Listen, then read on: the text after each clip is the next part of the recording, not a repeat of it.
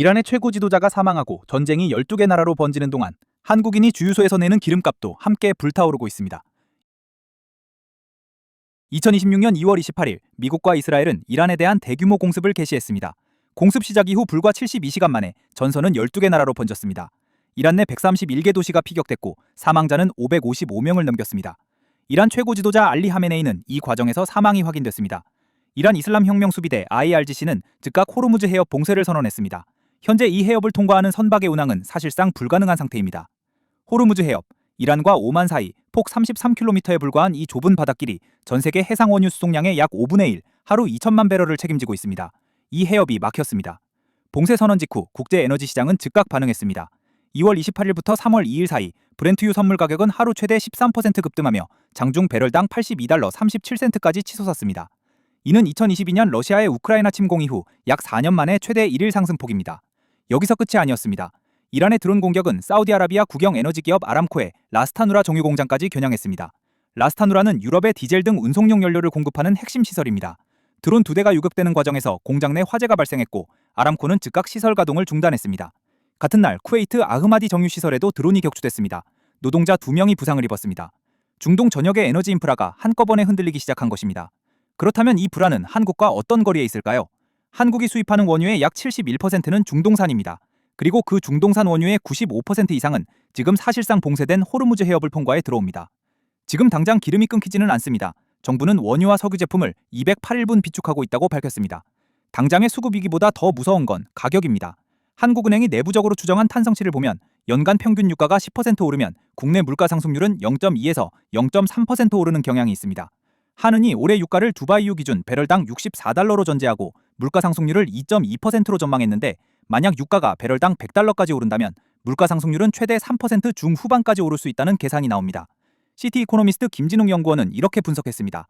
한국 경제는 원유 수입과 대외무역 의존도가 높기 때문에 유가 상승이 GDP 성장률과 경상수지에 누적적으로 미치는 부정적인 영향이 주요국 중에 가장 심한 수준이다.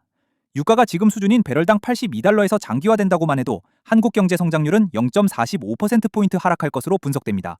시티그룹은 향후 일주일 브렌트유가 80에서 90달러 범위에서 거래될 것이라 내다봤고 에너지 컨설팅 업체 우드 맥킨지는 호르무즈 해협 운항이 빠르게 재개되지 않으면 배럴당 100달러를 넘어설 것이라고 경고했습니다. JP모건은 최악의 경우 120에서 130달러까지 오를 수 있다고 전망했습니다. 고드만삭스는 어떨까요? 완화책 없이 호르무즈 해협이 완전 봉쇄될 경우 유가는 배럴당 최대 15달러 추가 상승, 비축량을 모두 투입하더라도 10달러 상승을 피하기 어렵다고 분석했습니다. 그리고 지금 이 모든 시나리오는 트럼프 대통령의 한마디 위에 놓여 있습니다. 이 전쟁에 시간이 얼마나 걸리든 상관없다. 4주에서 5주 걸릴 것으로 봤지만 그보다 더 오래 지속할 능력이 있다. 이란 사태가 단기에 끝나지 않을 수 있다는 신호입니다. 환율도 흔들리고 있습니다. 3월 3일 서울 외환시장에서 원달러 환율은 전거래일보다 22.6원 급등한 1462.3원으로 거래를 시작했습니다. 달러 인덱스는 약 5주 만에 최고 수준인 98대로 올라섰습니다. 문제는 환율과 유가가 동시에 오를 때입니다. 원부자재 수입 물가가 더 크게 오르고 기업의 생산 비용이 높아집니다. 이는 시차를 두고 소비자 물가 상승으로 고스란히 이어집니다. 한국무역협회에 따르면 유가가 10% 오르면 수출액은 0.39% 줄고 수입액은 2.68% 늘어나는 것으로 추산됩니다. 과거 사례를 보면 이 우려는 현실이었습니다. 2022년 러시아의 우크라이나 침공 당시 유가는 배럴당 100달러를 돌파했고 그해 한국 소비자 물가는 전년 대비 5.1% 급등했습니다. 외환위기, 금융위기와 어깨를 나란히 하는 물가 충격이었습니다. 그리고 지금 우리는 다시 비슷한 출발선 앞에 서 있습니다. 한국은행은 3월 3일 오전 이창용 총재 주재로 중동사태 상황점검 TF회의를 긴급 소집했습니다. 이 자리에서는 국제금융시장 현황과 국내 금융경제에 미칠 영향을 집중 논의했습니다. 산업통상자원부 문신학 차관은 정부 브리핑에서 이렇게 밝혔습니다. 원유와 석유 제품 208일분을 비축하고 있어 장기화에도 확실히 대비가 돼 있다. 수급 불안은 아직 없다는 설명이지만 전문가들의 시선은 더 깊은 곳을 향하고 있습니다. IM증권 박상현 연구원은 이번엔 트럼프 행정부가 이란 정권 교체를 목표로 하고 있어 군사충돌 장기화에 따른 유가 급등 가능성이 큰 상황이라고 경고했습니다. 서울대 안동현 경제학과 교수는 장기화되면 불확실성이 높아지면서 시장의 변동성이 커질 것이라 전망했습니다. 반면 한성대 김상봉 교수는 전면전이나 중동 전체의 전쟁으로 확산하지 않는 한 영향은 제한적일 것이라며 단기 종결 시 현 상황 유지를 전망했습니다. 주식시장도 혼란에 빠졌습니다. 3월 3일 코스피는 전거래일 대비 78.87포인트 하락한 6,165점으로 개장했고 오전 중 외국인이 2조 5천억 원 넘게 순매도하며 지수를 끌어내렸습니다. 항공유 가격 상승 우려에 대한항공과 아시아나항공 주가는 각각 4에서 8% 하락했습니다.